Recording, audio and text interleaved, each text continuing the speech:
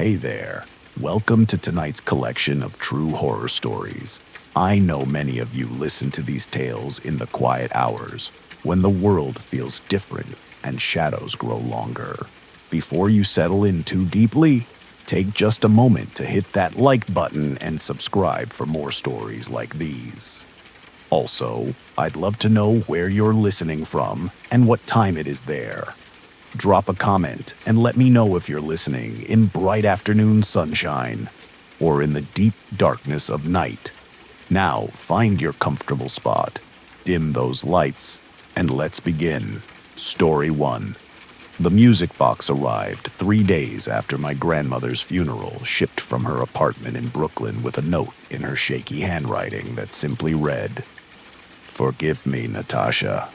I hadn't seen her in 5 years. Not since the argument that split our family down the middle. The one where she'd begged me not to marry Marcus. Where she'd said things in Russian that I pretended not to understand, but cut deeper because I did. The box itself was beautiful in that particular way old Russian crafts can be. Lacquered black wood inlaid with mother of pearl, depicting a troika of horses racing across a winter landscape. The scene was so intricately detailed I could make out individual snowflakes in the swirling storm behind them. Could see the wild terror in the horses' eyes as they ran from something the artist had left mercifully invisible. It was heavier than it looked, solid and cold even after sitting in my warm apartment for hours. Marcus found me that evening sitting on our bedroom floor, the box cradled in my lap like a child. He'd been working late again, something that happened more and more frequently in the 3 years since we'd married. His tie was loosened, his shirt wrinkled, and there was a faint smell of perfume that wasn't mine clinging to his collar. I noticed but said nothing, the way I'd been saying nothing about a lot of things lately. "What's that?" he asked, his tone more curious than concerned. I explained about the package, about my grandmother, carefully omitting the part about her warning me away from him. He knelt beside me, reaching for the box, but I found myself pulling it closer to my chest before I could think about why. "It's pretty," he said, standing again, already losing interest. "You should open it. Might be worth something." After he left for the shower, I finally found the small brass key taped inside the shipping box and fitted it into the lock. The mechanism was stiff from years of disuse, but with gentle pressure it turned. The lid opened with a sigh that sounded almost relieved, and immediately the apartment filled with music. Not the tinkling simple melody I'd expected from a music box, but something complex and haunting. A Russian folk song I remembered my grandmother singing when I was very small. The notes seemed to hang in the air longer than they should, echoing off walls that shouldn't produce echoes. And underneath the melody, I could swear I heard voices, dozens of them, singing words I couldn't quite make out. Inside, mounted on the traditional rotating platform, stood a small porcelain figure of a woman in traditional Russian dress. Her painted face was exquisitely detailed, with dark eyes that seemed to follow my movements and a slight smile that looked almost sad. As the platform turned, her tiny arms moved in a graceful dance, her hands reaching out as if beckoning to someone just beyond her grasp. That night, I dreamed of snow. I was running through a winter forest, my feet bare and bleeding on the frozen ground, my breath coming in ragged gasps that crystallized in the air before my face. Behind me, I could hear the jingle of harness bells and the thunder of hooves getting closer with every heartbeat. When I risked a glance back, I saw them, 3 black horses pulling a sleigh through the trees, their eyes glowing red in the darkness, their breath steaming like smoke from a fire. In the sleigh sat a figure wrapped in furs, face hidden in shadow, but I knew with dream certainty that it was looking for me. had been looking for me for a very long time. I woke tangled in sweat-soaked sheets, my heart hammering, the taste of snow and blood in my mouth. Marcus slept peacefully beside me, undisturbed by my nightmare. The music box sat on my dresser where I'd left it, closed and silent. But in the darkness of our bedroom, I could see that the woman's position had changed. Her arms were no longer reaching out gracefully. Now they were pressed against the inside of the glass dome that covered her, as if she were trying to escape. The changes started small. I'd find the music box in different rooms, even though I was certain I'd left it on my dresser. It would be sitting on the kitchen counter when I came down for breakfast, waiting on the coffee table when I returned from work. When I asked Marcus if he'd been moving it, he looked at me like I was losing my mind and said he'd barely noticed it was there. I started locking it in my closet, but that didn't help. It would appear anyway, sometimes in places that should have been impossible, like the shower or inside the refrigerator. Always closed, always silent, always with that little porcelain woman in a slightly different position. I began documenting the changes with my phone, taking pictures each time I found it, trying to map the progression of the woman's movements.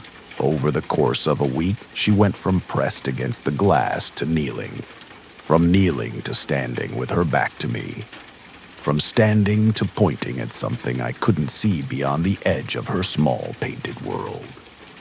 Marcus grew more distant. The late nights at work stretched later. The perfume smell became a constant.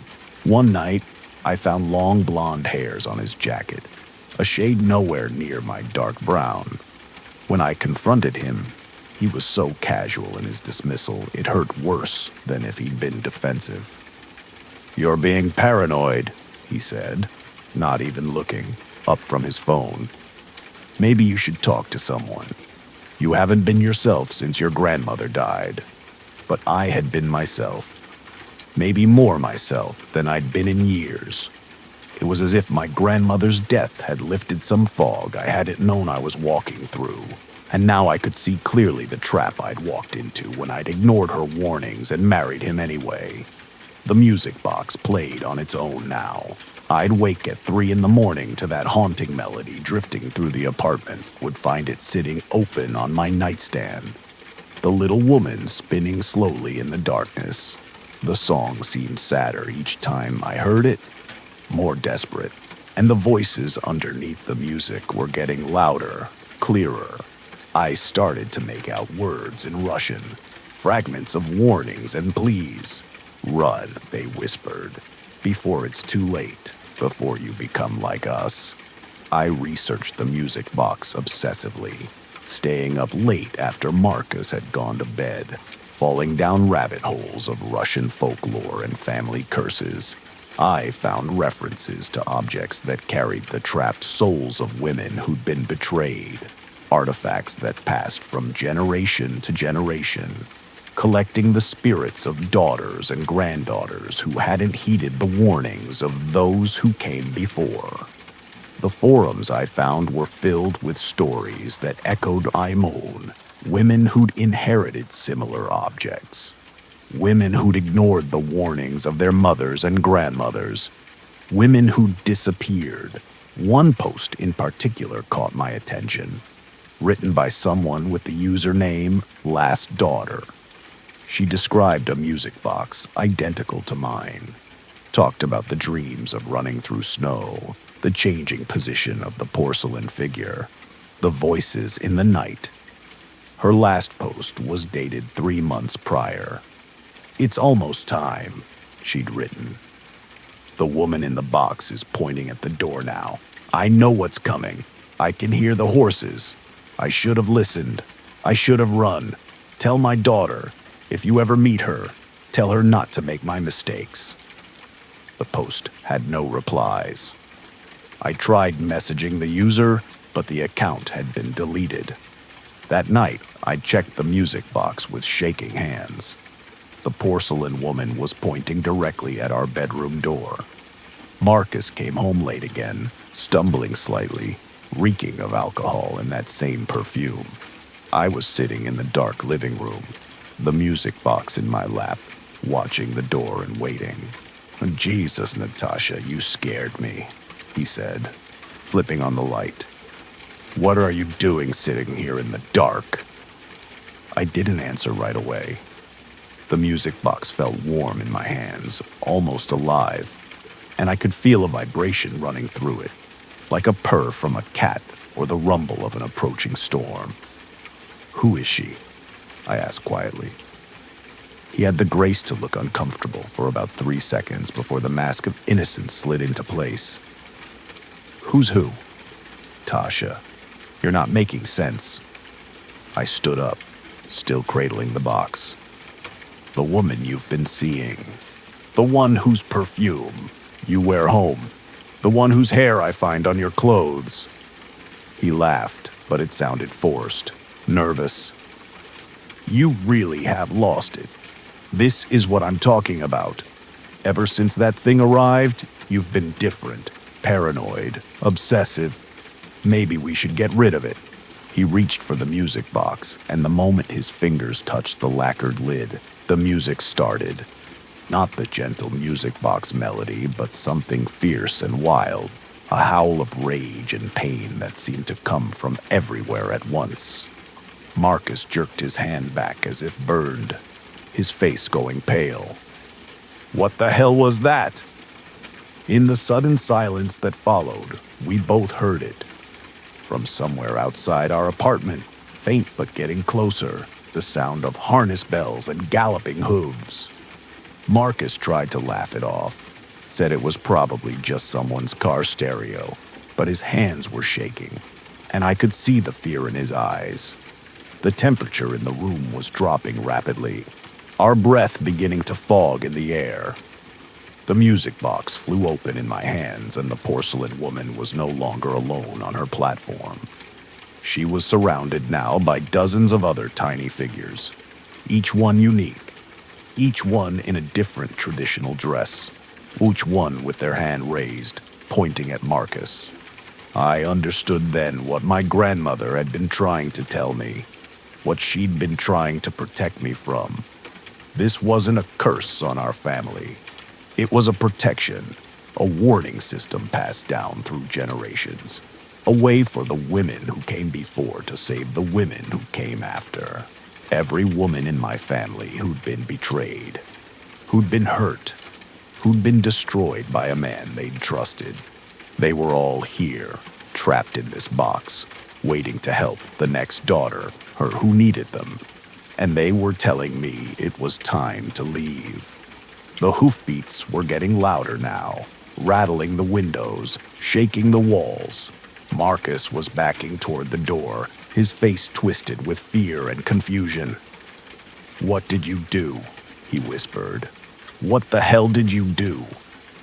I hadn't done anything, but my grandmother had, and her mother before her, and all the women stretching back through generations, each one adding their strength to the box, each one waiting for the moment when they'd be needed.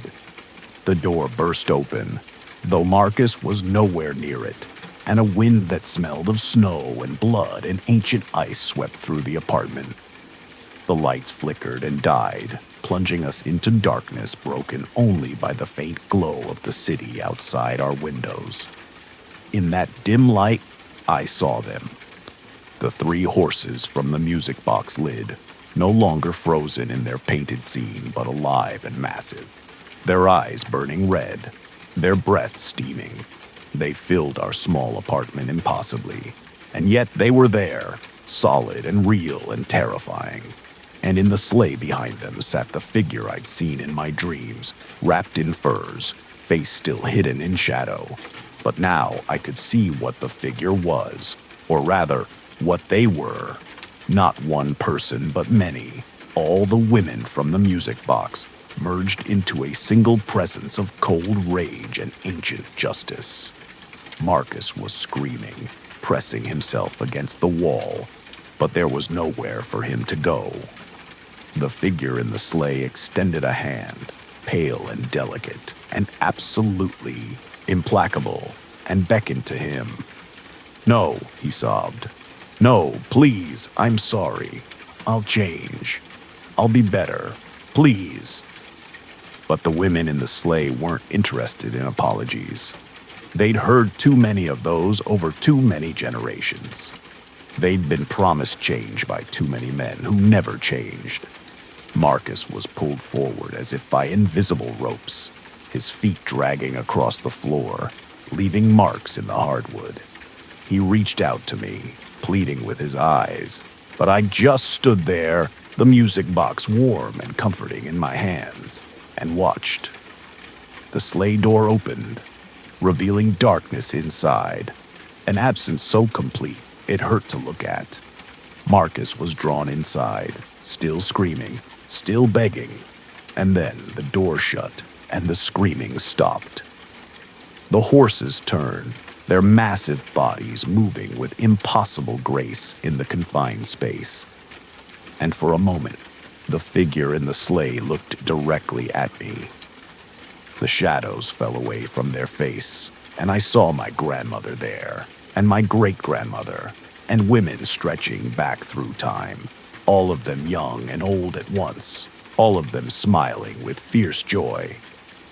"You are safe now," they said in a voice that was one voice and 1,000 voices. "You are free, but keep the box, granddaughter. Pass it on when the time comes. There are always more daughters who will need us." Then they were gone, fading like smoke, the horses, the sleigh, the figure, everything, leaving only the faint scent of snow and the slowly fading sound of harness bells. The lights flickered back on. The apartment was exactly as it had been, except Marcus was gone. No trace of him remained except his phone on the counter, his keys in the bowl by the door, his wallet on the dresser. When I checked our bank accounts later, they'd all been emptied. When I called his office, they told me he'd resigned via email that morning, said he was leaving the country, didn't leave a forwarding address. The music box sat quiet in my hands, the porcelain woman standing in the center of her platform, her arms at her sides, her painted face serene. But now there were more figures around her, including one new one in modern dress with Marcus's face, mouth open in an eternal silent scream. I never saw Marcus again. According to his family, he disappeared completely. Police questioned me, of course, but there was no evidence of foul play, no sign of struggle, just another man who decided to walk away from his life. It happens all the time. I'd kept the music box, displayed it proudly on my mantle. Sometimes, late at night, I'd open it and let it play, and I'd smile as the familiar melody filled my apartment, as I heard the voices of all my grandmothers singing beneath the notes. And sometimes I'd see women on the street looking tired, looking trapped, looking like I used to look. And I'd wonder if they had grandmothers who loved them enough to pass on a warning. I'd wonder if somewhere in their family there was a music box waiting. Years later, I did remarry, but this time I listened when the music box played. I listened to the voices of the women who came before me, and they approved of the man I chose. The music was gentle when he was near, peaceful and sweet, and the porcelain woman danced with joy instead of warning. "We have a daughter now. She's 3, and she loves the pretty box in Mama's room, loves to watch the lady dance when I wind it up. Someday, when she's older, I'll tell her the truth. I'll tell her about the women in our family, about the protection they offer, about the price of ignoring their warnings. And when I die, the box will pass to her, adding my voice to the chorus, adding my strength to the collective, ready to protect her when she needs it. Because that's what the women in my family do. We watch, we warn, and when necessary, we ride through the snow on dark horses, collecting the souls of men who hurt us, adding them to our collection. making sure no daughter ever has to suffer what we suffered. The music box sits on my mantel still, beautiful and terrible, and absolutely necessary. And sometimes, on winter nights, when the wind howls and the snow falls heavy, I think I can hear them out there. My grandmothers riding their sleigh, watching over all of us, making sure we're safe. And I smile, because I know that I am never truly alone. None of us are. The women of our family are always watching, always waiting, always ready to ride. Story 2. The bowl arrived wrapped in saffron cloth, packed carefully in a box filled with jasmine rice to prevent breaking during the long journey from Chiang Mai. My mother's handwriting on the customs form was as precise as ever, each English letter carefully formed in her distinctive style that never quite lost its Thai accent even on paper. I held the package for a long moment before opening it, standing in my Seattle apartment's tiny kitchen while rain drummed against the windows, feeling the weight of something more than just ceramic and rice. We hadn't spoken in 8 months, not since I'd told her I was leaving the restaurant, that I was done with the family business, that I needed to find my own path. The silence between us had been absolute, a wall built from her disappointment and my stubborn refusal to apologize for wanting a different life. Inside the box, beneath layers of rice and bubble wrap, the bowl gleamed. It was larger than I'd expected, perhaps 12 inches across, made of old bronze that had aged to a deep greenish patina in places. The inside was carved with intricate patterns, swirling lines that might have been clouds or water or flames, depending on how the light caught them. Around the rim, someone had etched words in Thai script so old, I had to squint to read them. I pulled out my phone, carefully photographing the characters, and sent them to my cousin Suda back in Thailand.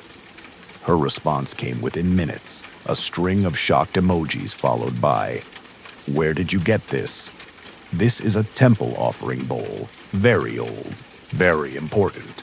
These aren't supposed to leave temples." I texted back, "My mother sent it." But Suda didn't respond. When I tried calling, her phone went straight to voicemail. The note from my mother was brief, written in Thai on a piece of aged paper that smelled faintly of incense. I translated it slowly, my Thai rustier than I wanted to admit after 3 years in America. "Daughter, this bowl has been in our family for 7 generations.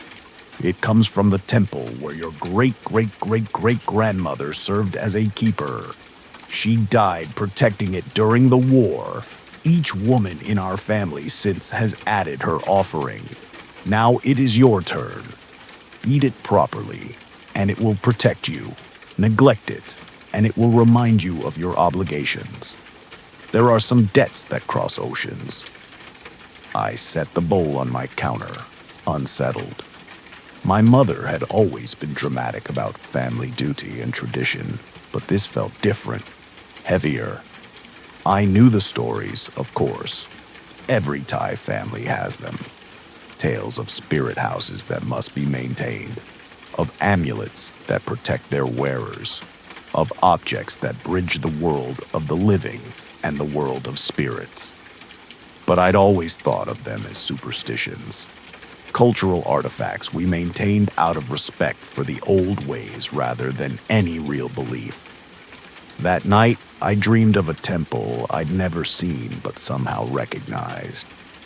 It was old, the kind of ancient structure that appears in tourism advertisements, with multiple tiered roofs and elaborate carvings of nagas and deities. Inside, women in traditional dress moved through rituals I couldn't quite understand, carrying offerings of fruit and flowers and rice. They were all related to me. I could see it in the shape of their faces, the set of their shoulders, the way they moved. And they were all looking at a bowl, this bowl sitting in the place of honor before a Buddha statue. In the dream, An old woman turned to me, her face kind but stern, and spoke in Thai so ancient I shouldn't have understood it, but did. The bowl hungers, she said. It has hungered for generations. We feed it, and in return it protects. But you, granddaughter of my granddaughters, you have forgotten the old ways. The bowl will teach you to remember. I woke to the smell of rotting fruit.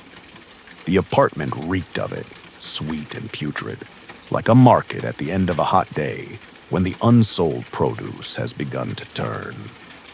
I staggered out of bed, gagging, and followed the smell to the kitchen. The bowl sat exactly where I'd left it, but it was no longer empty. It was filled to the brim with decaying offerings, brown bananas, moldy oranges, rice gone gray with age, flowers reduced to black slime. Except I hadn't put any of that there. My hands shook as I carried the bowl to the sink, trying not to breathe through my nose. The moment I tilted it to dump the contents, I heard a sound that stopped me cold. A voice, thin and reedy like wind through bamboo, speaking Thai with an accent from another century. Disrespect, it hissed. You would discard the offerings. You would throw away the devotion of 7 generations. I dropped the bowl. It hit the sink with a clang that seemed too loud, too resonant, echoing in ways that made my teeth ache. But it didn't break. Of course it didn't break. Work became impossible to focus on. I'd taken a job at a tech startup, glorified customer service that paid my bills while I figured out what I actually wanted to do with my life. But now I found myself zoning out during meetings, my mind filled with images from dreams that bled into my waking hours. The temple, the women, the bowl, and underneath it all, a growing sensation of being watched, of something waiting with infinite patience for me to understand what was expected. My apartment began to change. I'd come home to find small offerings arranged around the bowl. Things I didn't remember buying or placing. A stick of incense burned down to ash.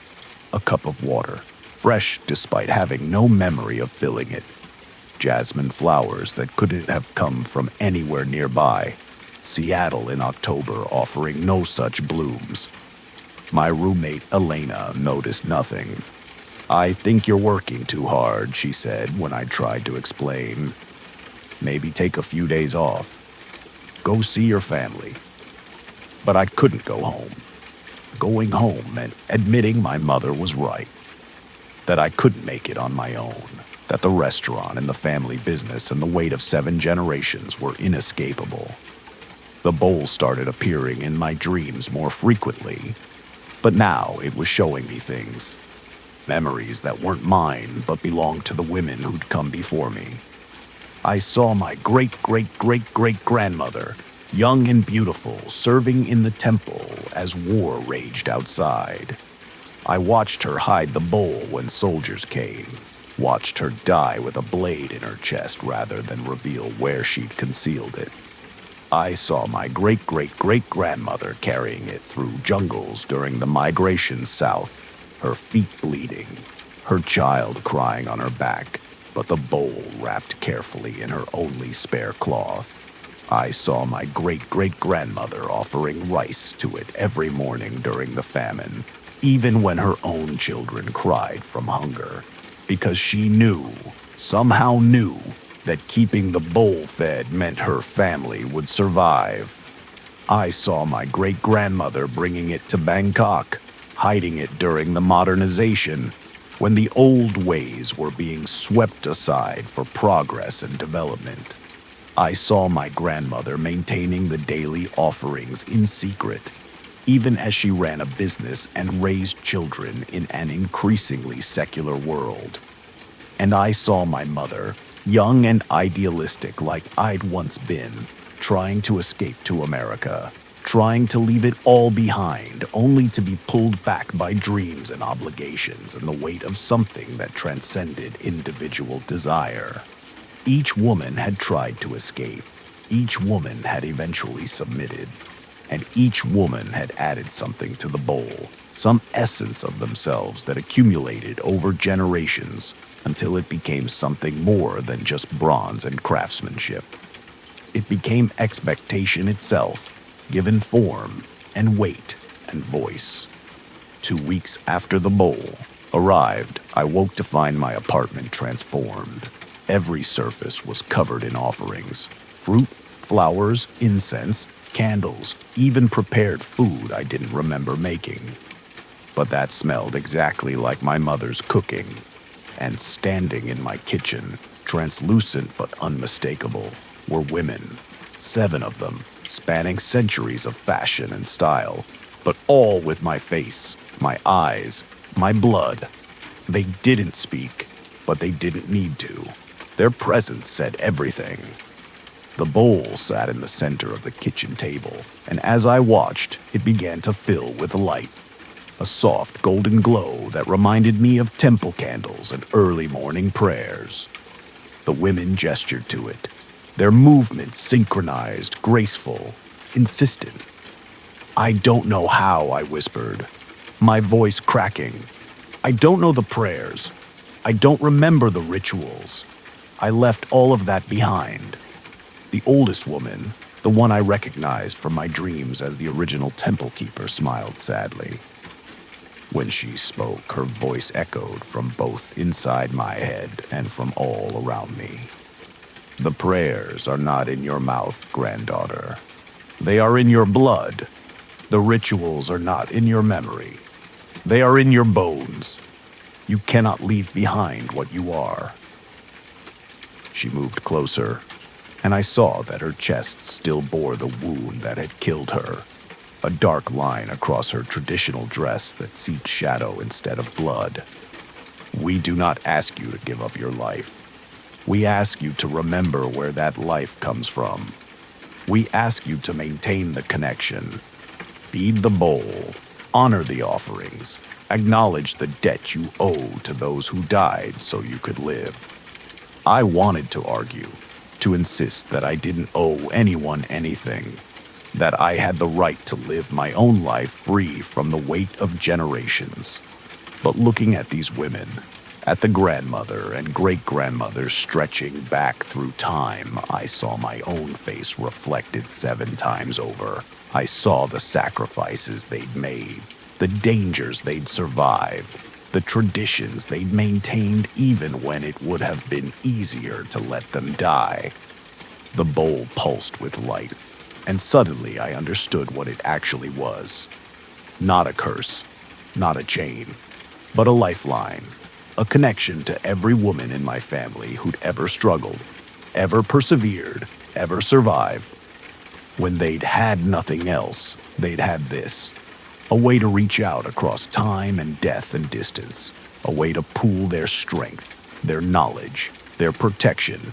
Every offering made to the bowl wasn't just rice and fruit and flowers. It was intention. It was love. It was power, accumulated over centuries, waiting to be claimed by daughters who needed it. "Show me," I said finally, surprising myself. "Show me how." The women smiled, all of them, and began to move around my kitchen in a dance that was half ritual, half instruction. They showed me how to prepare the offerings, not just placing food in a bowl, but imbuing it with intention, with gratitude, with acknowledgement of the connection between past and present. They showed me the prayers, words that came easier than they should have, rising from some part of me that had always known them, that had been waiting for permission to remember. As dawn broke over Seattle, the spirits faded, but the knowledge remained. I understood now what my mother had been trying to tell me. I could have my own life, my own path, my own dreams, but I couldn't have them in isolation. Couldn't pretend I'd sprung into existence fully formed, without history or context or debt. The bowl didn't demand I give up everything. It demanded I remember. I demanded I acknowledge. It demanded I maintain the connection. I called my mother for the first time in 8 months. She answered on the first ring, as if she'd been waiting. "I received the bowl," I said in Thai, the language coming easier now, more natural. There was a long pause. Then, "And do you understand now?" "I'm beginning to," I admitted. "I'm not coming back to the restaurant, May. I can't. But I understand about the bowl. I'll maintain the offerings. I'll keep the connection." Another pause. When she spoke again, her voice was thick with emotion. "That is enough, daughter. That is all we ever asked. Keep the bowl, feed it, honor it, and when the time comes, pass it on to your daughter. The protection it offers is real. The strength it contains is real. You will understand this more as time passes." She was right. In the months that followed, I began to notice the bowl's influence. When I was passed over for a promotion I deserved, the bowl showed me, in dreams, how my great-grandmother had built a successful business from nothing during the Depression. Her strategies, her persistence, her refusal to be dismissed became mine, and I found myself implementing them with growing confidence. When a friend betrayed me, leaving me hurt and isolated, the bowl connected me to my great-great-grandmother's memory of surviving ostracism in her village. Her resilience became my resilience. When I fell ill with pneumonia, burning with fever and too stubborn to go to the hospital, I woke one night to find all 7 women surrounding my bed, their hands cool on my forehead. Their voices joined in prayers that pulled me back from the edge of something dark and final. The bowl wasn't magic in the fairy tale sense. It didn't grant wishes or create something from nothing. But it was a battery, a reservoir of accumulated strength and wisdom, and survival instinct, charged over generations and available to any woman in my family who acknowledged its existence and maintained the compact. I learned to integrate the daily offerings into my life. Each morning, I would prepare the bowl, fresh water, fresh flowers when I could afford them, a small portion of whatever I was eating.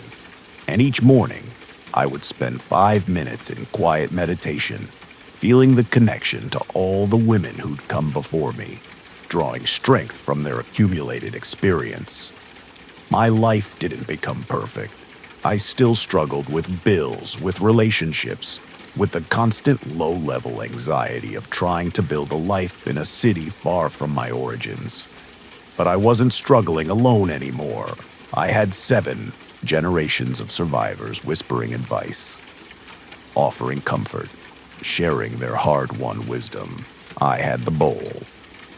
3 years after receiving the bowl, I met someone. A man who respected my independence, who found my cultural practices interesting rather than strange, who didn't ask me to choose between my heritage and my American life. When I introduced him to my mother via video chat, she studied him carefully, then nodded once, the barest hint of approval. "The bowl accepts him," she said simply. "I can see it." I didn't understand what she meant until our first serious argument, when he'd said something thoughtless and hurtful, and I'd retreated to the kitchen, angry and confused.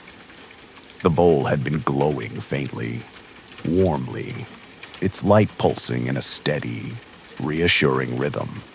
And I understood. This man wouldn't hurt me, not in the ways that mattered. This argument was normal, human, the kind of friction that comes from 2 different people learning to share space.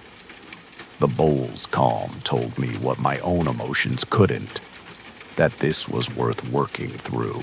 We married 2 years later in a ceremony that blended both our cultures, Thai and Irish, Buddhist and Catholic, ancient and modern. The bowl sat in a place of honor at our reception, and I watched as my mother spent a long moment standing before it, her lips moving in silent prayer, her hand resting gently on its rim. Later, after most of the guests had left, she pulled me aside. "I was wrong," she said quietly, the admission clearly difficult. "Wrong to try to keep you in the restaurant, to insist you follow exactly my path. But I was right about the bowl, about the importance of connection, about the debt we owe to those who came before." I hugged her, feeling 7 generations of reconciliation in that embrace. "I understand now, May. I fought so hard for independence that I almost lost the most valuable thing our family possesses. Not the bowl itself, but what it represents. The unbroken line of women, surviving, persisting, protecting each other across centuries. When my daughter was born, small and perfect and screaming with the fury of new life, I held her and looked at the bowl on my dresser, still maintained with daily offerings despite the chaos of new motherhood. I understood now what it truly meant to be part of this legacy. My daughter would have choices I'd had, and more besides. She'd have the freedom to pursue any dream, any path, but she'd also have the bowl, and through it, the accumulated strength of 8 generations of women who'd survived war, famine, migration, betrayal, illness, and loss. She'd have us, all of us, watching, protecting, offering our hard-won wisdom whenever she needed it. The bowl sits on my mantle now, polished and honored, filled each morning with fresh offerings. My daughter, barely 2, already watches the ritual with serious eyes, already understands that this is important, even if she doesn't yet know why. Someday, I'll tell her the stories about the temple keeper who died protecting it, about the woman who carried it through jungles, about the grandmother who maintained the offerings during famine, about her great-grandmother who sent it across an ocean to pull a wayward daughter back to herself. And I'll tell her about me, about how I almost lost it all in my desperate need for independence, about how I learned that freedom and connection aren't opposites but complementary forces that make each other stronger. The bowl hungers, yes, but it also gives. It demands offerings, but it provides protection. It chains us to the past, but only so we can face the future with the strength of all who came before us. Some traditions are worth maintaining, some debts are worth acknowledging, and some connections, forged in temple fires and seasoned through centuries, are worth feeding every single day. The bowl will pass to my daughter when I die, just as it passed to me, just as it passed through 7 generations before. And with it will pass the stories, the strength, the unbreakable line of women who refused to be broken, who survived, who persisted, who protected each other across the boundaries of life and death. We are the keepers. We are the protected. We are the offering and the offered. And we endure. Story 3. The mirror came down from my grandfather's apartment in Kowloon 3 months after his death, shipped with elaborate care in a crate lined with red cloth and sealed with yellow paper talismans.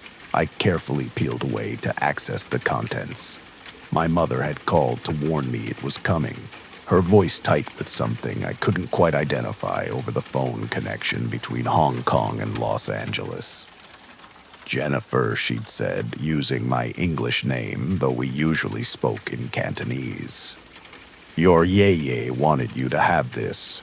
He was very specific in his will, but you must promise me something. Never cover it, never let it face another mirror, and never look into it at exactly midnight." I'd laughed, thinking she was being superstitious the way older generations often are, stuck in old beliefs that have no place in my modern world. I'd promised without really listening, the same way I'd been promising things to my mother my whole life, agreements I never really intended to keep. The mirror itself was breathtaking. Nearly 6 feet tall, the frame was carved from dark wood, probably rosewood, with intricate designs of peonies and phoenixes. The glass was old, slightly warped in a way that modern mirrors never are, with a peculiar depth that made it seem less like a reflective surface and more like a window into a room just slightly different from the one I stood in. According to the documentation that came with it, the mirror had been in our family since the late Qing dynasty, passed down through the male line for 5 generations before my grandfather broke tradition and bequeathed it to me, his only grandchild, despite my being female. I hung it in my bedroom, ignoring my mother's instructions to put it in the hallway. It was too beautiful to hide, too exquisite to waste on a space where I'd barely see it. That first night, I stood before it, admiring the way my reflection looked somehow more elegant in the old glass. My features softened and refined by the imperfect silvering. Behind me, the mirror reflected my bedroom in precise detail.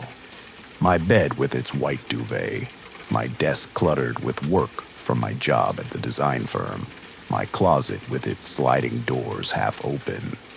Everything exactly as it should be, except for one small detail I didn't notice until I was climbing into bed.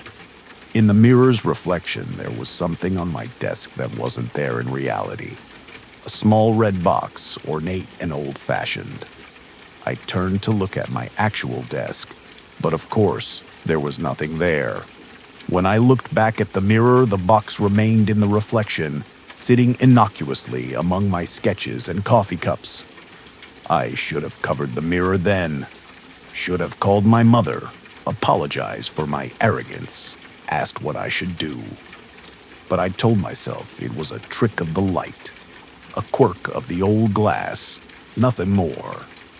When I woke the next morning, I'd forgotten about it entirely. The changes were subtle at first. I'd catch movement in the mirror from the corner of my eye, just a flicker that was gone when I turned to look directly.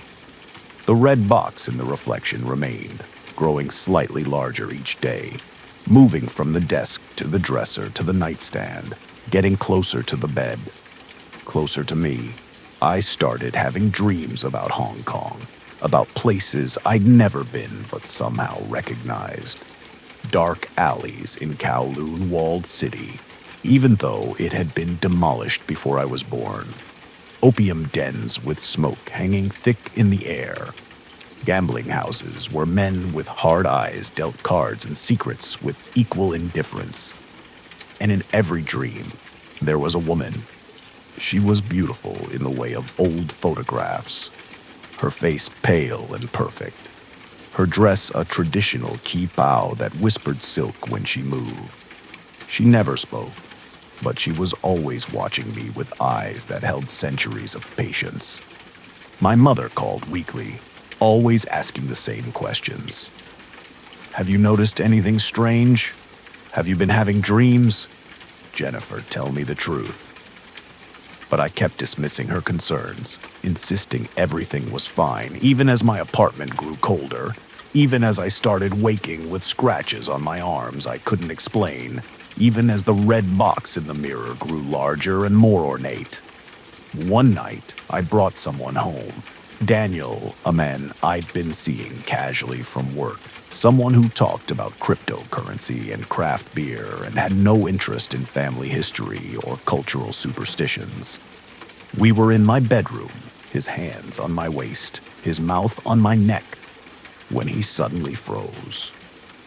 Jennifer, he whispered, his voice strange. Why is there someone else in the mirror? I turned to look. The woman from my dreams was standing in the reflection, perfectly clear and solid, watching us with an expression of cold fury. But when I looked around the actual room, we were alone. Daniel left quickly after that, making excuses I barely heard. I stood in front of the mirror as his footsteps faded down the hallway, my heart hammering, finally ready to admit that my mother had been right, that this was more than just superstition. The woman in the mirror smiled. her red lips curving in something that might have been triumph, or might have been satisfaction. She gestured to the red box, which was now sitting on the nightstand in the reflection close enough that my mirror self could reach out and touch it. I didn't want to look away, afraid of what might happen if I broke eye contact, but eventually I had to. When I glanced at my real nightstand, the box was there, solid, physical, real. It hadn't been there moments before. I was certain of that. But now it sat exactly where it appeared in the mirror, as if it had crossed over from the reflection into reality. My hands shook as I reached for it. The wood was smooth and cold, carved with patterns that hurt to look at directly, designs that seemed to shift when viewed peripherally. The lid opened with a soft click, revealing contents that made my breath catch. Inside was a photograph, old and sepia-toned, showing a young woman in a kippah standing next to a man in Western clothes. The woman was the one from the mirror, from my dreams. And the man, I realized with a jolt of recognition, was my great-great-grandfather, looking young and prosperous and slightly cruel. Beneath the photograph was a marriage certificate, dated 1924, bearing two names. The man's name was familiar, my ancestor, the one who'd supposedly made the family fortune in Hong Kong. But the woman's name had been carefully scratched out, obliterated so thoroughly that not even a hint of the original characters remained. And beneath that, wrapped in red cloth, was a knife, small, ornate, its handle inlaid with jade, its blade stained with something that looked suspiciously like old blood. I dropped the box, its contents scattering across my bed, and the woman in the mirror laughed. The sound echoed impossibly in my small bedroom, coming from everywhere and nowhere, a laugh that held decades of bitterness and rage. "Finally," she said, her voice like wind through a cemetery. "Finally, you open your eyes and see." I tried to speak, but my voice wouldn't work. The woman stepped closer to the mirror's surface, pressing her hands against it from the other side, and where her palms touched, the glass began to frost over with patterns that looked like dried blood. "Your great-great-grandfather bought me from my family when I was 16, she said, each word precise and sharp. He promised them I would be his wife, honored and respected. Instead, he made me his concubine, his secret to be used and hidden away." She traced a finger along the frost, creating swirls that might have been characters in an ancient script. "When I became pregnant, he was afraid his legal wife would find out, afraid of the scandal, afraid of the claim I might make on his fortune. So he gave me tea with poison in it, watched me die in that apartment in Kowloon, and told everyone I had run away." Her face was close to the mirror, now her features distorted by the old glass and her anger. "But I didn't leave quietly. I bound myself to this mirror, the one he'd given me as a false promise of a real future. I swore that I would haunt his line, that every generation would know what he did, that someone would eventually give me justice." I understood now why my grandfather had sent me the mirror, why he'd broken tradition to give it to a granddaughter instead of a grandson. He'd known the story, had probably heard it from his grandfather, passed down as a warning or maybe a confession, and he'd decided, in his final act, to give this woman what she wanted. A witness, someone from the family who might actually listen. "I'm sorry," I whispered, finding my voice. "I'm so sorry for what he did to you." The woman's expression softened slightly, some of the rage dimming to reveal the pain beneath it. "Sorry is easy. Sorry changes nothing. I want the world to know. I want his name, the name you carry, associated with the truth of what he did." I want to be remembered as more than a ghost story, more than a secret buried in the past. I thought about what she was asking. My great-great-grandfather was something of a legend in our family, celebrated as the man who'd built our fortune, whose business acumen and hard work had given us the comfortable life we enjoyed. To expose him, to tell this story, would shatter that legend. It would hurt my mother, my uncles, everyone who took pride in that history. But looking at the woman in the mirror, seeing the desperate hope mixed with the anger in her eyes, I knew I couldn't refuse. Some truths deserve to be told, no matter how uncomfortable, no matter what they cost. "Tell me your name," I said. "Tell me everything. I'll write it down. I'll make sure people know." She told me, over the next 3 hours, standing in my bedroom while Los Angeles slept around me, she told me everything. Her name was Lin Shuhua. She'd been born in a small village in Guangdong province, the youngest daughter of a family struggling to survive. When my great-great-grandfather had come through, already successful, already looking for a pretty young woman to keep on the side, her father had seen an opportunity and taken it.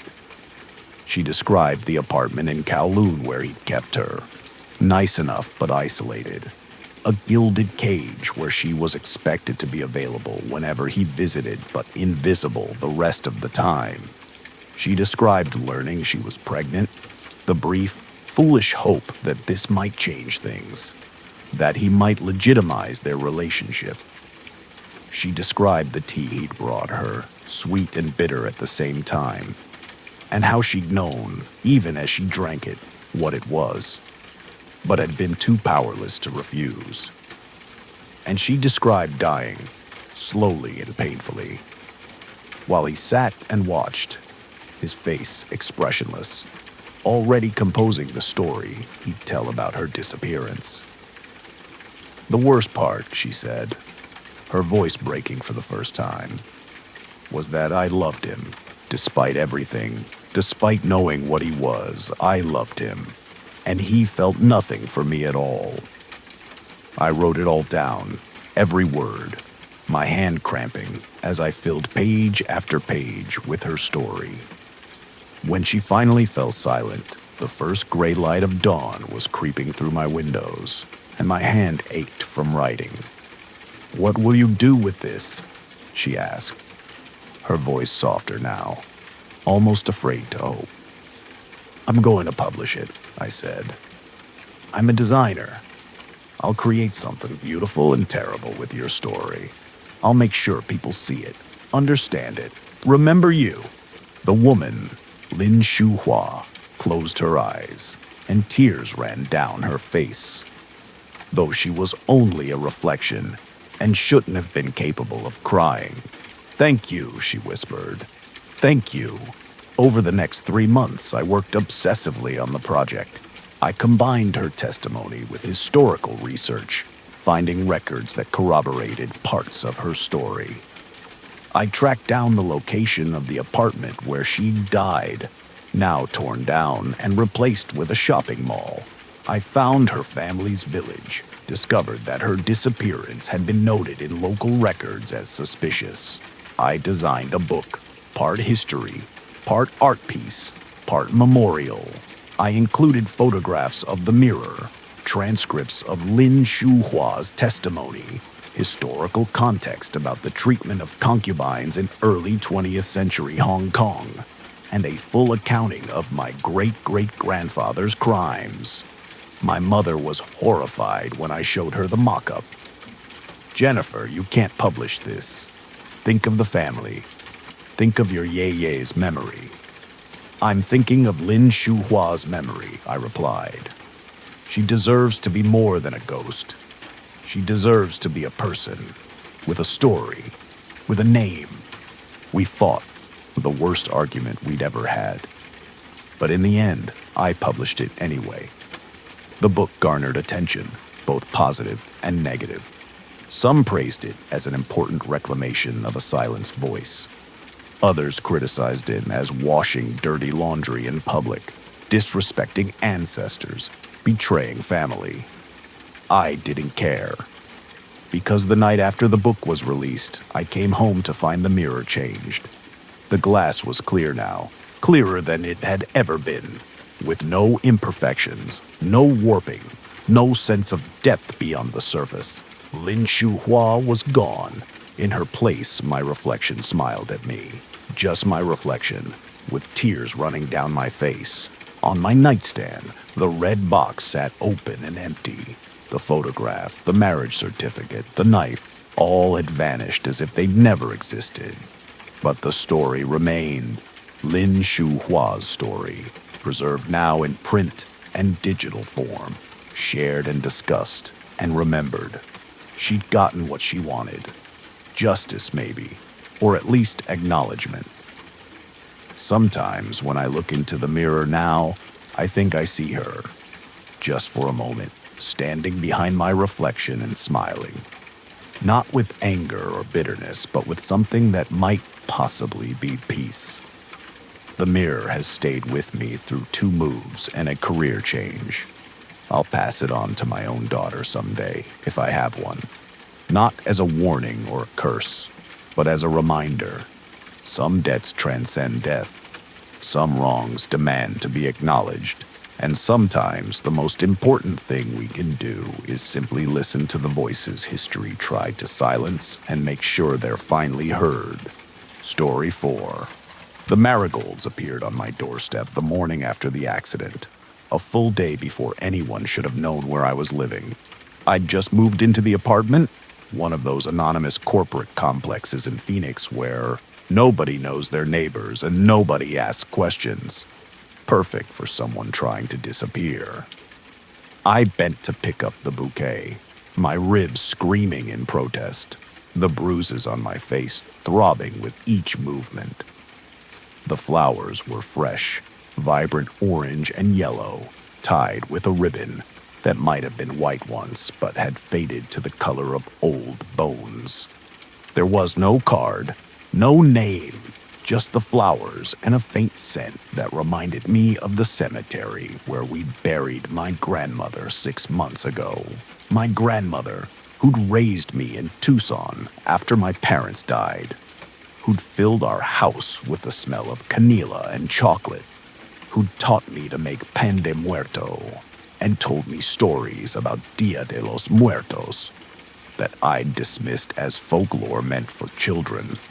I should have recognized the warning then, should have remembered her stories about marigolds, about how they guide spirits from the afterlife back to the land of the living, about how the veil between worlds grows thin in certain places and times. But I was too focused on my own problems, on the restraining order I'd filed, on the locks I'd installed, on jumping at every sound in the night. The bruises were a week old, purple-yellow things that marked David's fingerprints on my arms, his handprints on my throat. The broken rib was from when he'd pushed me into the kitchen counter, angry about dinner, about my job, about everything and nothing. The split lip had healed, but I could still taste blood when I smiled. I'd left him 4 days ago, taken only what I could carry, closed my bank accounts, quit my job, and run. The marigolds sat in a vase on my kitchen counter, the only spot of color in the apartment I'd rented furnished with furniture that had no memories attached, walls that had never witnessed violence. That night, I dreamed of my grandmother's kitchen. She stood at the stove, stirring a pot of chocolate, her back to me, her gray hair braided the way she'd always worn it. "Mija," she said without turning around. "Why didn't you listen? I taught you how to see the signs. I taught you how to protect yourself." In the dream, I tried to explain about David, about how he'd seemed so perfect at first, so different from the men she'd warned me about. How he'd only started changing after we were married, after I'd invested too much to leave easily. How I'd thought I could fix him, save him, Love him enough to make him stop. My grandmother turned, and her face was sad, but not surprised. The living are stubborn. You had to learn for yourself. But now that you've left him, you must be careful. Men like that don't let go easily. And some debts, Mija, are not paid in this life alone. She gestured to the pot. And when I looked inside, I saw not chocolate, but marigolds, floating in dark liquid that might have been water or might have been blood. He's coming for you. But you're not alone. We don't abandon our dead, and the dead don't abandon us. Remember what I taught you. I woke to my phone buzzing, a text from an unknown number. I know where you are. My blood turned to ice. I'd been so careful. New phone, new address, no social media, no contact with mutual friends. How had he found me? Unless he hadn't. Unless this was just him trying to scare me, guessing, hoping I'd respond and confirm my location. I deleted the text, blocked the number, and tried to go back to sleep, but every sound in the apartment seemed magnified. The ice maker, the neighbors upstairs, the traffic outside. At 3 a.m., I gave up and made coffee, sitting at my kitchen table and staring at the marigolds, which seemed to glow faintly in the darkness. The next day brought more flowers. This time, they were on my car, a wreath of marigolds arranged on the hood like an offering. My hand shook as I looked around the parking lot, expecting to see David watching from somewhere. But there were only the usual residents coming and going, nobody paying attention to me. I threw the wreath away, got in my car, and drove to the police station. The officer who'd helped me with the restraining order listened patiently as I described the flowers, the text message, my fear that David had found me. Has he contacted you directly? She asked, her pen poised over a report form. No, but has he violated the restraining order by coming within 500 feet of you? I don't think so, but Ms. Reyes, I understand you're frightened, but receiving flowers isn't a crime, especially if there's no proof they came from your ex-husband. The text came from an unknown number. It could have been anyone. She was right, and I knew it. But she hadn't seen David's face when he was angry, hadn't felt his hands around her throat, hadn't heard him promise in a voice terrifyingly calm that if I ever left him, he'd make sure no one else could have me either. That night, I fortified my apartment. Chair under the doorknob, windows locked and checked twice, pepper spray on the nightstand, phone charged and ready to call 911. I made it until 2 a.m. before I fell asleep sitting up on the couch, too afraid to lie down, too exhausted to stay awake. The dream was different this time. I was in a cemetery, row upon row of graves marked with marigolds. My grandmother was there, but she wasn't alone. Dozens of women surrounded her, all ages, all dressed in clothes from different eras. Some wore traditional huipils embroidered with bright colors. Others wore modern jeans and t-shirts, but all of them had one thing in common: visible marks of violence, a neck bent at an impossible angle, a chest caved in, a face beaten beyond recognition. The Callejón de los Olvidados, my grandmother said, gesturing to the women. The alley of the forgotten. Women who died at the hands of men who claimed to love them. Women whose stories were buried, whose names were forgotten, whose justice was never served. The women moved closer, forming a circle around me. They didn't speak, but I could feel their stories, their pain, their rage. Each one had believed she could escape. Each one had been found. But you, my grandmother said, taking my hand, you have something they didn't. You have us. The day of the dead approaches, Mija. The veil grows thin, and we have been waiting. I woke to someone pounding on my door, heavy, insistent thuds that made the whole frame shake. Rachel! David's voice slurred with alcohol and fury. Rachel, I know you're in there. Open the fucking door. I grabbed my phone, dialed 911, and whispered my address to the operator. He's violating a restraining order. He's drunk. Please hurry. But even as I spoke, I knew they wouldn't arrive in time. The door was cheap, the lock cheaper. One good kick, and he'd be inside. I could hear him gathering himself for it, could hear him cursing, promising what he'd do once he got to me. The marigolds on my counter burst into flame, not burning exactly, but glowing with an intense orange-yellow light that filled the apartment, that poured under the door and through the windows. The temperature dropped so suddenly I could see my breath, and the air filled with the scent of copal incense and sugar skulls and earth fresh from graves. David's pounding stopped. In the sudden silence, I heard him gasp, heard him stumble backward. What the fuck? His voice pitched high with fear. Nothing like the confident anger from moments before. I looked through the peephole and almost screamed. The hallway was full of them. The women from my dreams standing silent and terrible, blocking every path of escape. They'd brought the cemetery with them. Marigolds sprouting from the industrial carpet, candles floating in midair, offerings of pan de muerto and candied skulls materializing on surfaces that shouldn't support them. And at the front of the procession stood my grandmother, her face serene, her hand extended toward David in a gesture that was anything but welcoming. "This one is mine," she said, her voice echoing with the weight of generations. "He hurt my granddaughter. He threatened what I protect. And tonight, when the veil is thinnest, he will answer for it."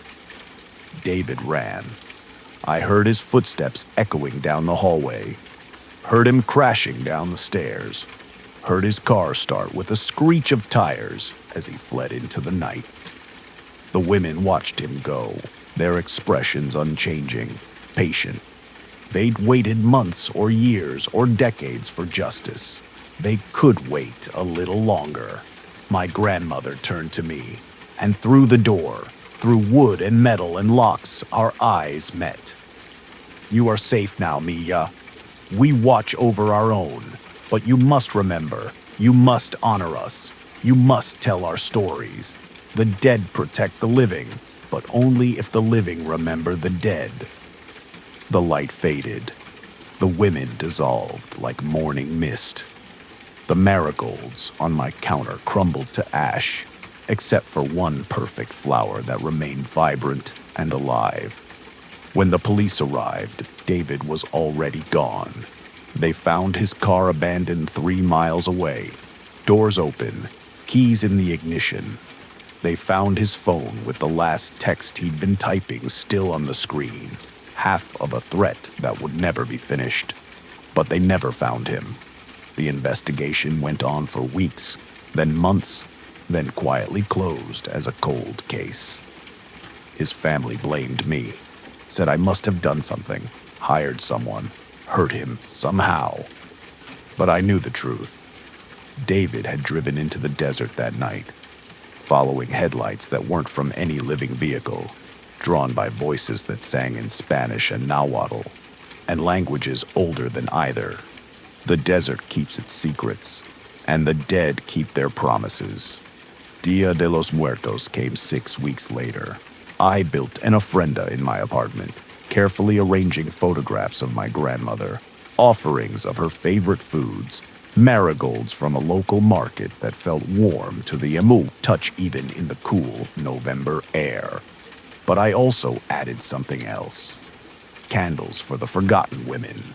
The ones whose names I didn't know, but whose presence I'd felt. A general offering to Los Olvidados, the forgotten ones who protected me. That night, I felt them gather, not visible but present, a warmth in the room that had nothing to do with temperature. I felt my grandmother's hand on my shoulder, heard her voice in my ear. Good, Mija. You remember. You honor us. You tell our stories. This is how the connection stays strong. This is how the living and dead protect each other. I stayed in Phoenix, built a new life, slowly, carefully, started a support group for domestic violence survivors, told my story again and again to women who needed to hear that escape was possible, that they could survive.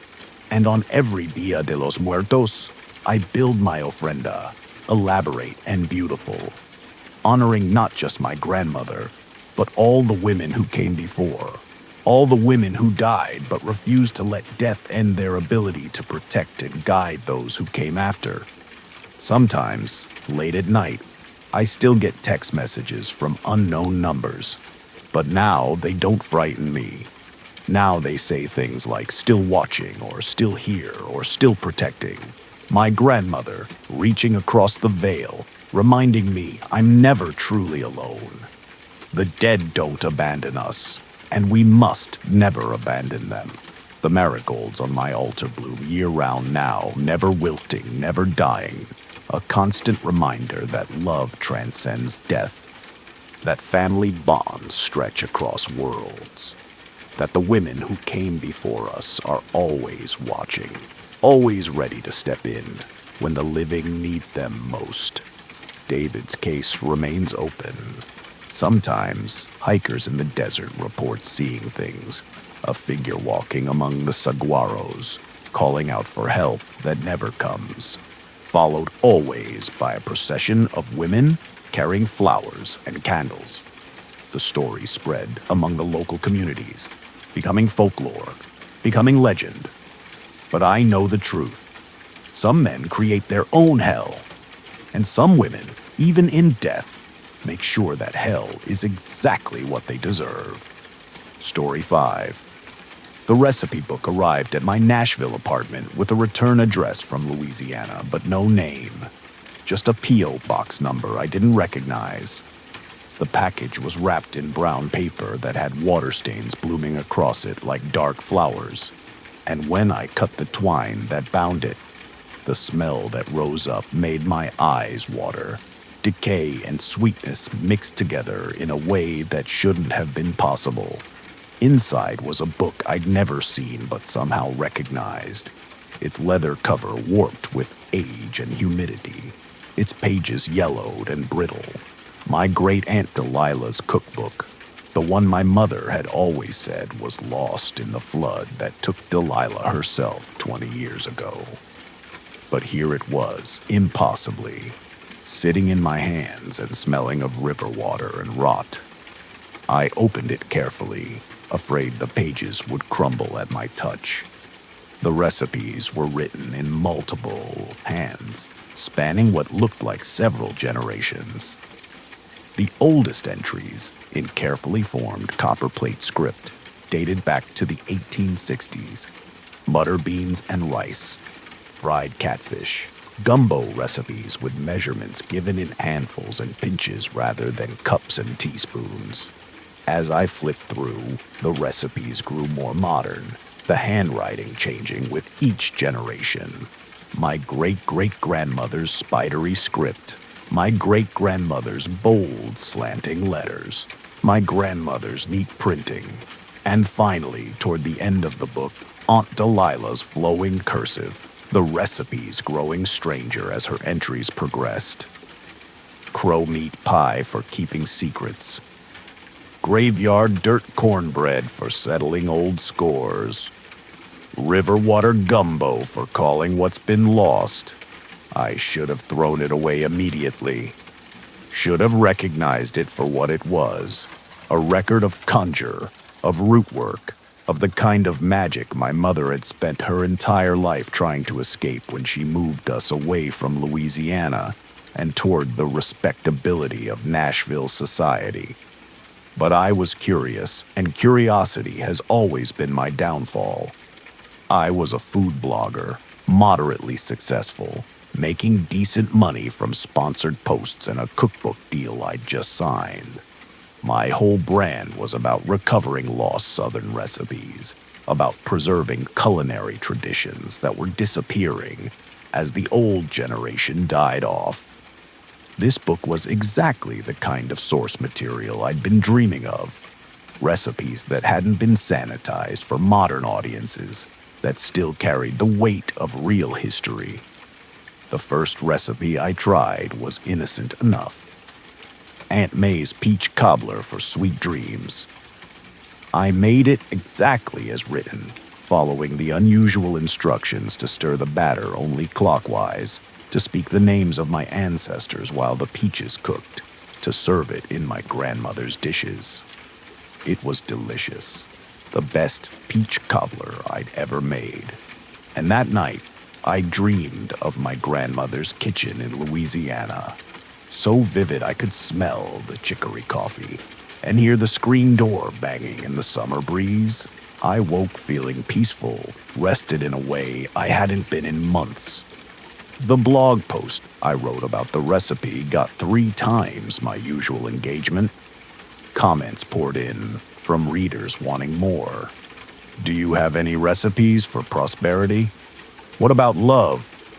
I need something to get rid of bad neighbors.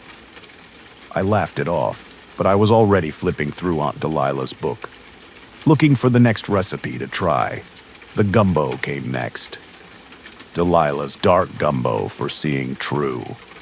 The ingredients list was straightforward enough. Okra and tomatoes, chicken and andouille, file powder and cayenne.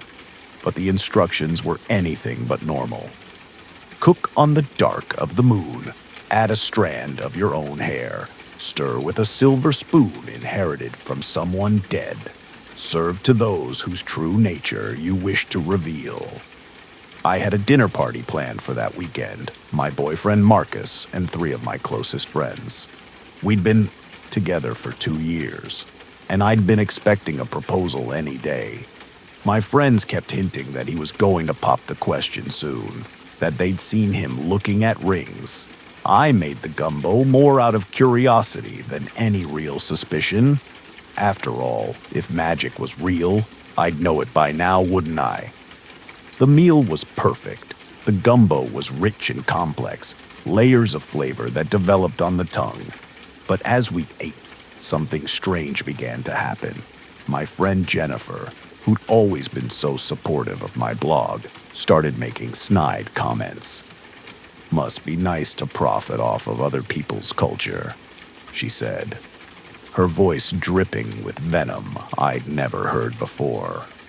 Some of us actually have to work instead of just stealing recipes from dead relatives. Marcus, my sweet, attentive Marcus, couldn't stop looking at his phone. Every few minutes he'd check it, smiling at messages he wouldn't let me see. When I finally grabbed it from him, I saw a text from someone named Ashley, strings of hearts and eggplant emojis, plans to meet up tomorrow while I was at my grandmother's funeral in Louisiana. Grandmother's funeral. I hadn't told anyone she died. Hadn't even known until that moment that she was dead. But suddenly I was sure of it. Could feel her absence in the world like a missing tooth my tongue couldn't stop probing. The dinner party fell apart spectacularly. Jennifer stormed out after admitting she'd been copying my recipes and selling them to a rival food blogger. My other friends revealed petty jealousies and resentments I'd never suspected. Marcus tried to defend his affair, claimed I'd been distant, that Ashley understood him in ways I never could. I sat among the wreckage of my social life and looked at the pot of gumbo still half full and understood what Aunt Delilah had been trying to tell me. This wasn't just a cookbook. It was a weapon. It was a tool. It was generations of women protecting themselves the only way they knew how, through the thing that everyone trusted, through the meals they served, through the recipes that passed from hand to hand, carrying more than just instructions for cooking. I drove to Louisiana the next morning, following a pull I couldn't explain. My grandmother's house stood at the edge of the bayou, exactly as I remembered it from childhood visits.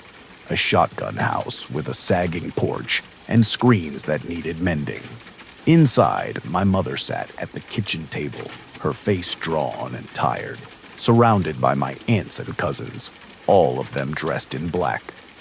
"Mama," I said, walking into a scene I'd somehow known I'd find. "Why didn't you call me?" She looked up, unsurprised by my appearance. "I knew you'd come. Knew you'd feel it. You have the gift. Same as Delilah did. Same as Mama before her. I tried to save you from it. Tried to give you a normal life in Nashville. But the gift don't let go so easy." The funeral was small, family only, at a cemetery where generations of our people were buried. As they lowered my grandmother into the ground, I felt something shift, as if the weight of her protection had transferred to me, as if I'd become the next link in a chain stretching back through decades of women who'd survived, who'd protected their families the only way they could. That night, my mother finally told me the truth about Aunt Delilah. She hadn't died in a flood. She'd been murdered by her husband, a man who'd grown violent when his business failed, who'd blamed Delilah for all his problems, who'd finally gone too far one night when he was drunk. They'd found her body in the bayou 3 days later. Her husband had claimed she'd wandered off during a storm, but everyone knew the truth. They just couldn't prove it. Delilah knew it was coming, my mother said, quietly, sitting on my grandmother's porch as bullfrogs sang in the darkness. She'd been writing in that cookbook for weeks, adding recipes, adding protections. She told Mama that if anything happened to her, the book would make its way to the next woman who needed it. Looks like that woman is you. I thought about Marcus, about Jennifer, about all the people who'd revealed their true natures over my gumbo. "What happened to Delilah's husband?" I asked, though I already knew the answer. My mother smiled, a sharp, dangerous expression I'd never seen on her face before. "Died about a month after Delilah. Couldn't keep any food down. Wasted away to nothing. Doctor said it was cancer, but it came on awful sudden-like.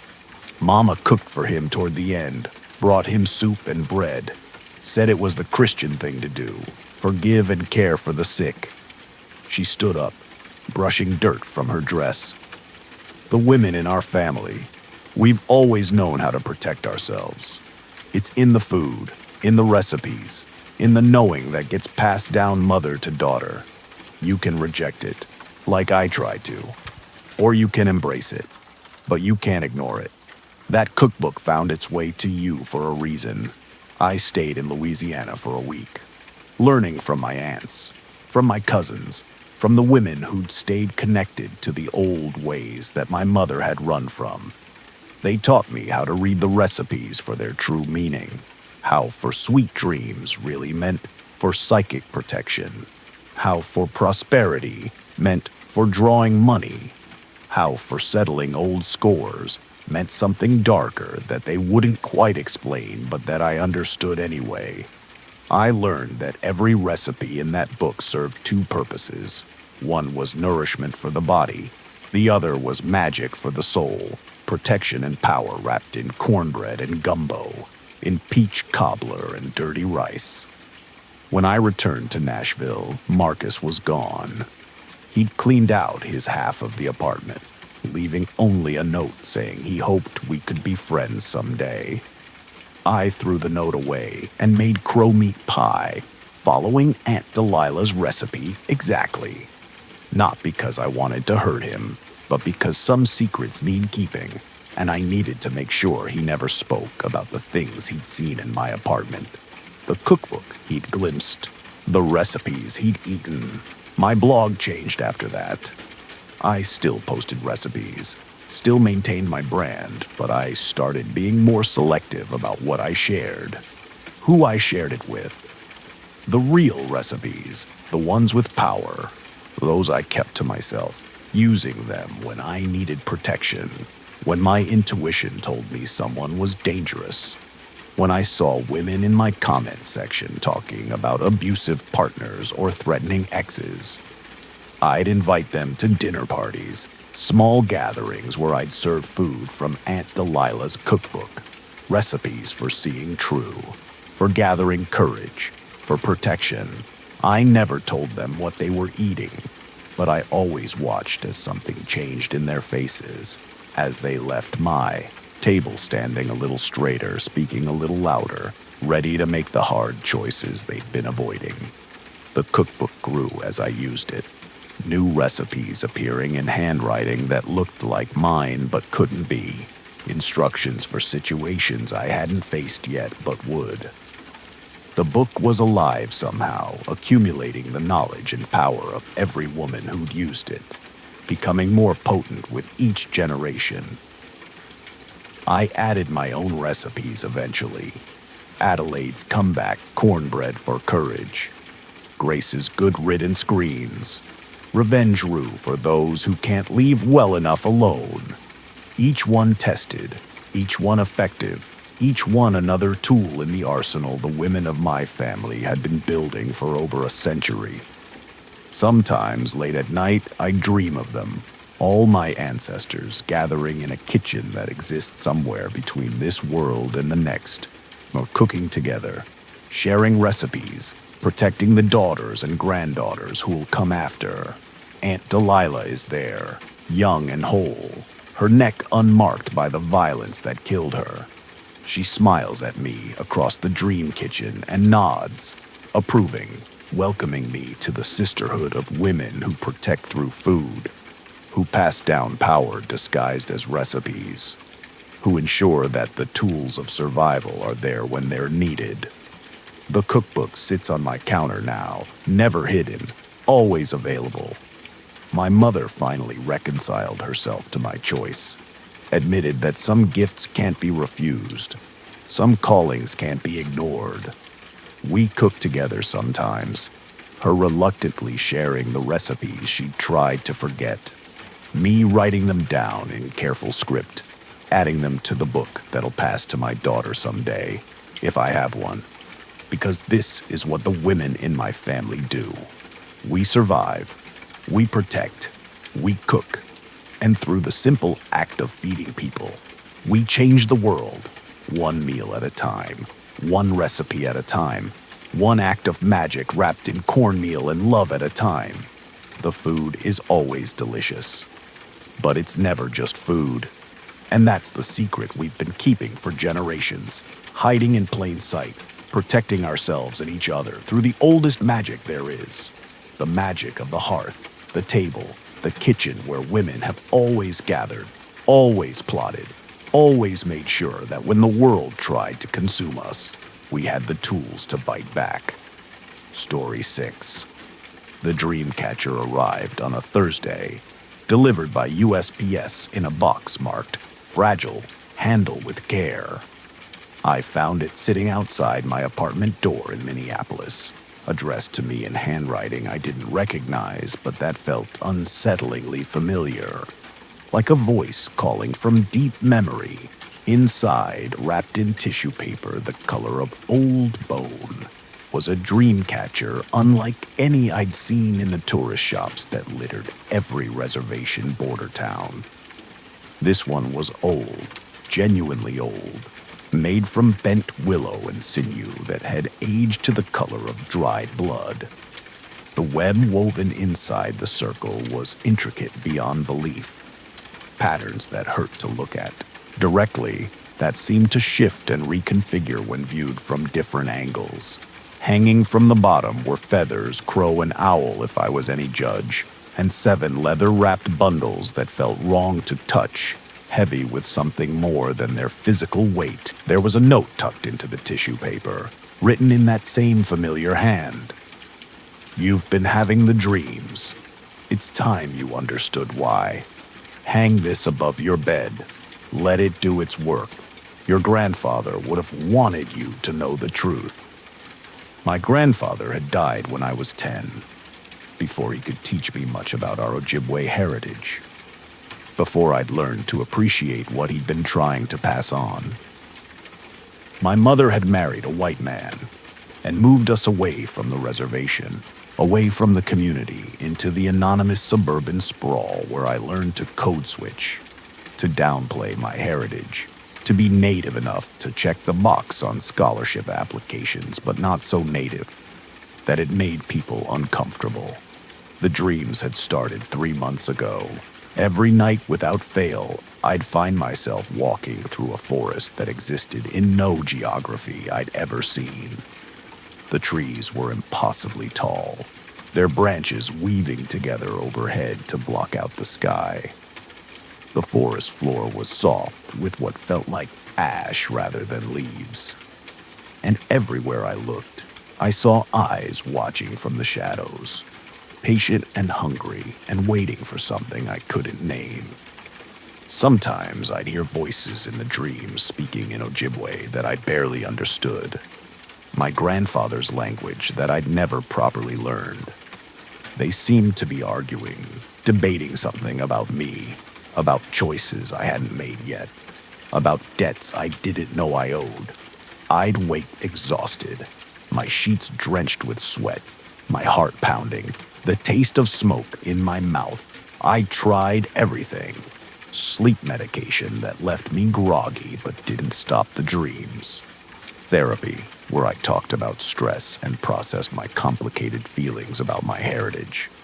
Even a sleep study where I spent a night in a clinic wired to machines that confirmed I was entering REM sleep normally, that there was nothing physically wrong with my brain.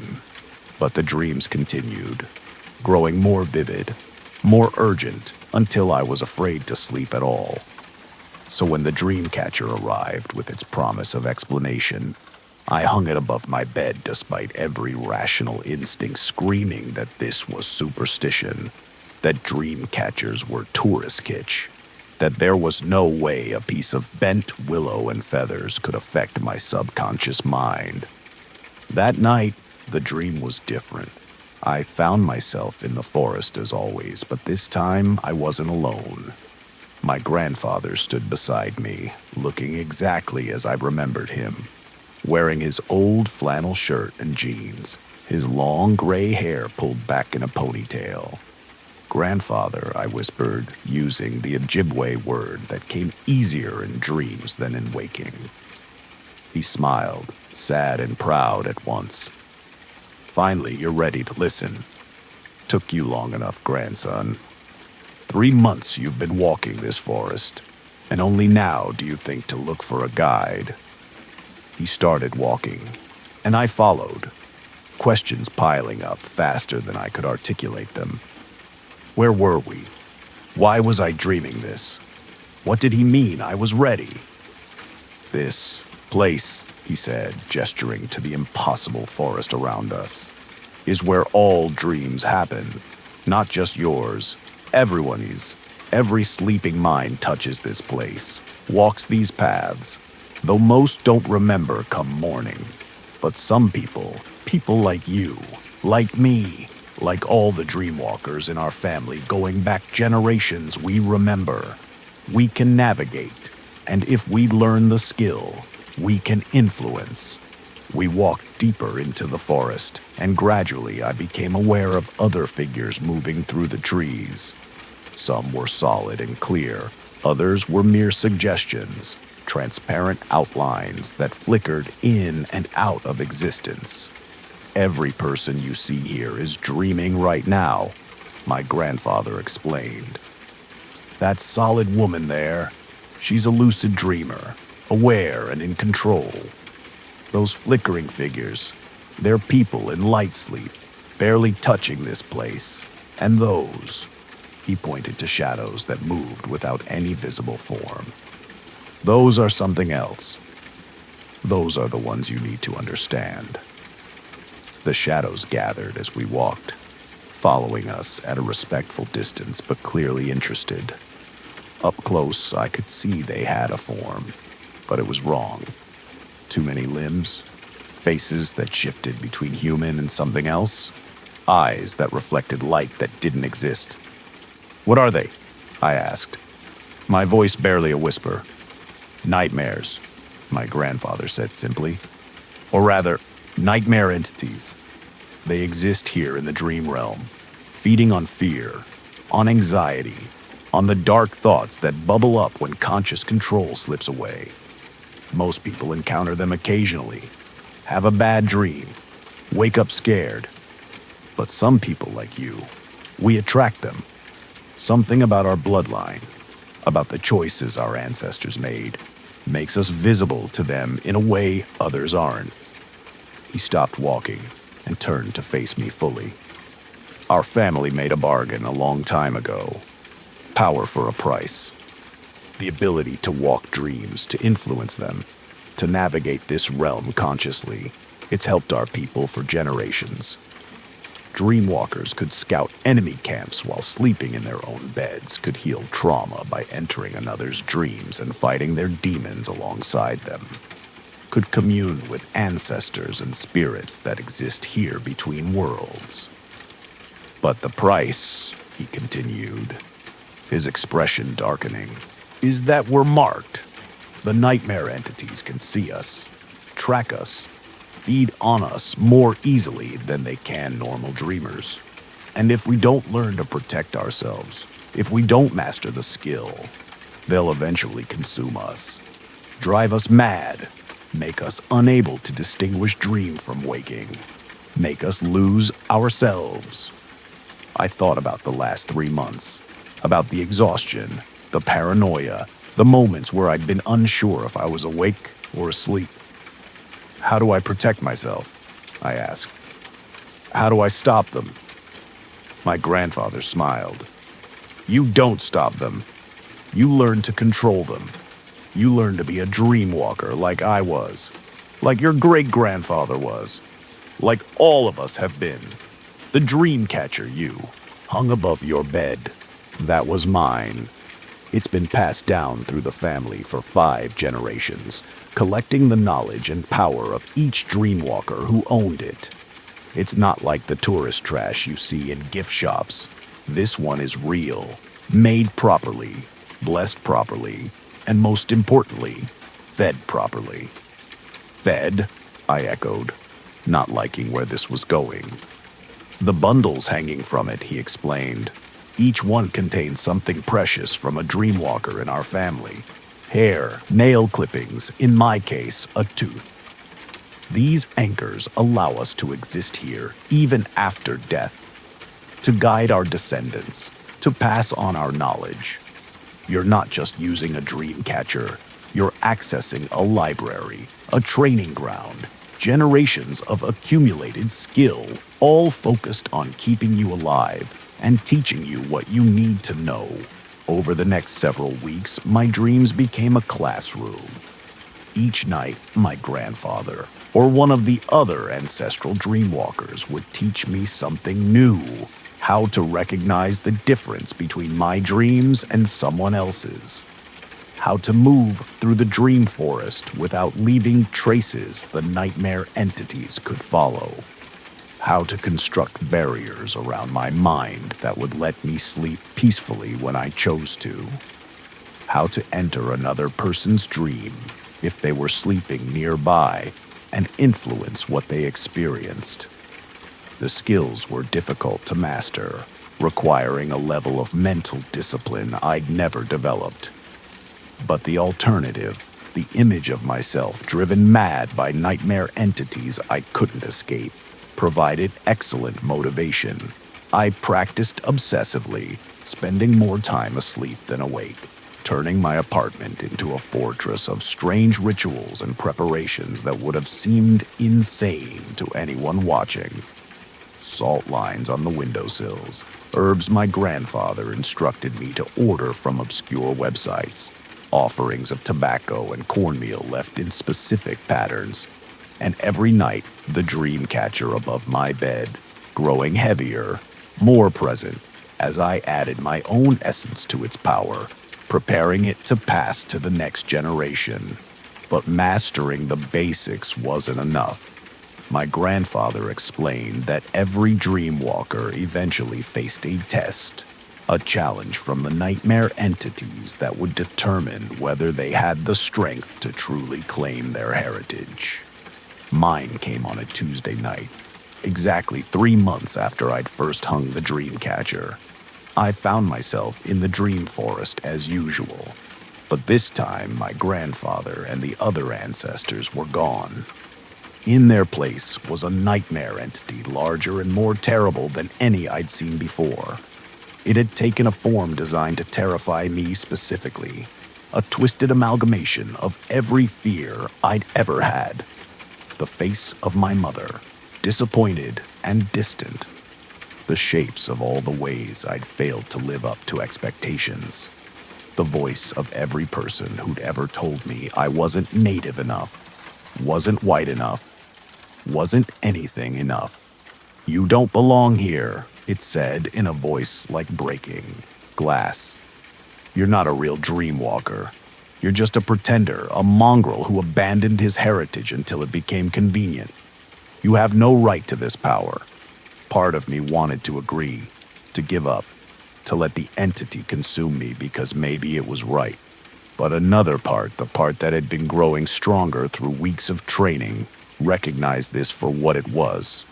The final test, not of skill, but of belief. Did I believe I belonged to this heritage? Did I claim this power as my birthright? Or would I let others, let my own doubts, determine who I was allowed to be? I reached deep inside myself, to the place where my grandfather had taught me the true power resided. Not in the complicated rituals or the arcane knowledge, but in the simple act of claiming identity, of saying, "I am Ojibwe," and meaning it, of accepting all the complexity and contradiction and difficulty that came with that statement. "I am a dream walker," I said, my voice steady in the dream.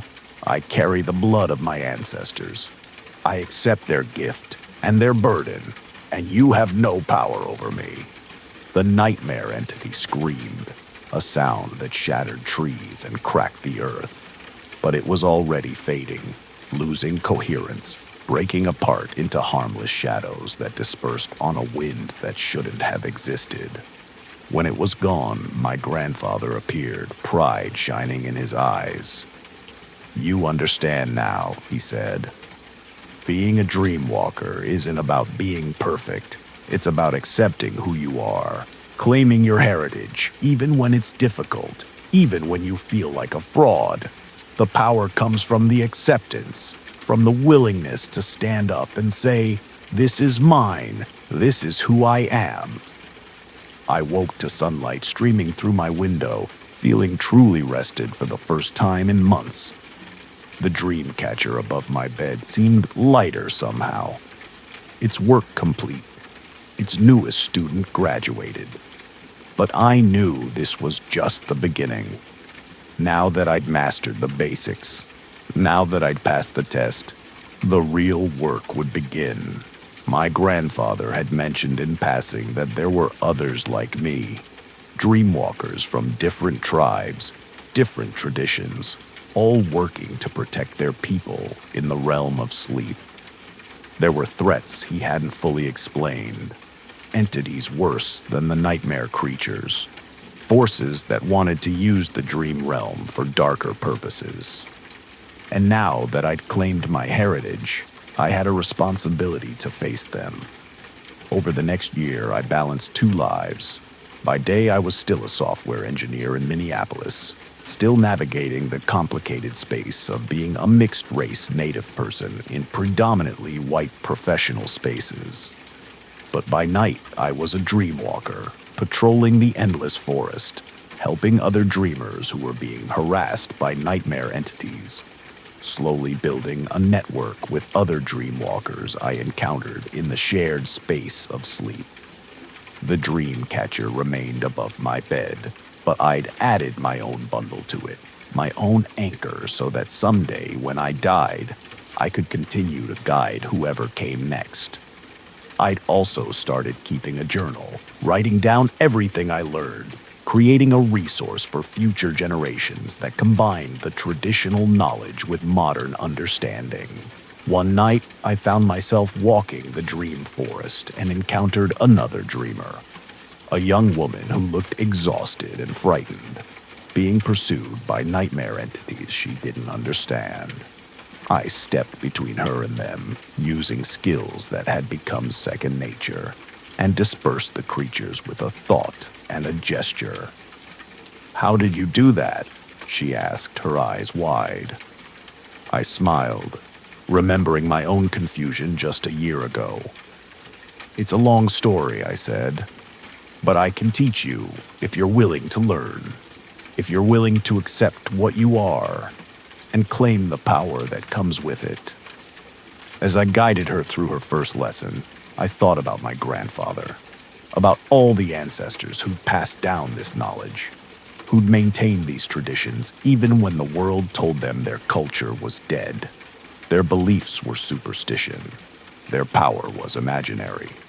They'd been right to persist, because here, in the space between waking and sleeping, in the realm where all humans touch something larger than themselves, the old ways still worked.